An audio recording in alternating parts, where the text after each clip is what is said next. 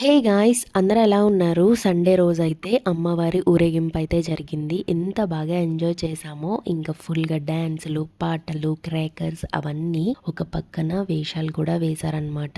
చూడటానికే కొంచెం భయమేసింది. ఇవన్నీ ఎప్పుడో చిన్నప్పుడైతే చూశాను నేను. మళ్ళీ ఇది చూసినప్పుడు నాకు నా చైల్డ్‌హుడ్ మెమరీస్ అన్నీ గుర్తొచ్చాయి. కొన్ని వేషాలైతే భయంకరంగా, కొన్ని వేషాలైతే భలే క్యూట్‌గా ఉన్నాయి. వాళ్ళు కూడా భలే యాక్ట్ చేస్తారులెండి. మనుషులనే తెలుసు కానీ చూడగానే భయపడతాం ఎందుకో. ఇక అమ్మవారిని 11 డేస్ మంచిగా పూజించి అలా ఊరేగింపు తీసుకుని వెళ్ళిపోతే ఏంటో తెలియని ఫీల్ అనిపిస్తుంది కదా. ఏంటో ఇంట్లో పర్సన్ వెళ్తున్నట్టు అనిపిస్తుంది. ఇంకా క్రాకర్స్ అవన్నీ కాల్చారు. ఎంత బాగా జరిగిందో.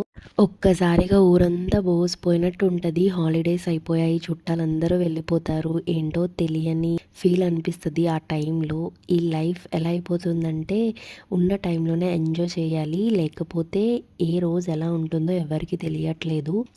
బిజీ షెడ్యూల్స్ అందరివి, ఖాళీగా అంటూ ఎవ్వరూ ఉండట్లేదు. అందుకని చిన్న పెద్ద గర్ల్ బాయ్ అలా ఏమీ తేడా లేకుండా మనకి ఎంజాయ్ చేయాలనిపిస్తే ఎంజాయ్ చేసేయాలి. గో విత్ ద ఫ్లో అంతే. ఎవరో ఏమో అనుకుంటారని చెప్పి మనం బ్యాక్ స్టెప్ వేస్తే ఇంకెప్పుడు అక్కడే ఉండిపోతాం అనేవాళ్ళు ఎప్పుడూ అంటూనే ఉంటారు. సో అవన్నీ పక్కన పెట్టేసి మన లైఫ్ మన ఇష్టం అనుకుని ముందుకైతే ఫార్వర్డ్ అయిపోవాలి. వీడియో నచ్చితే లైక్ చేసి ఛానల్ కూడా సబ్స్క్రైబ్ చేసుకోండి.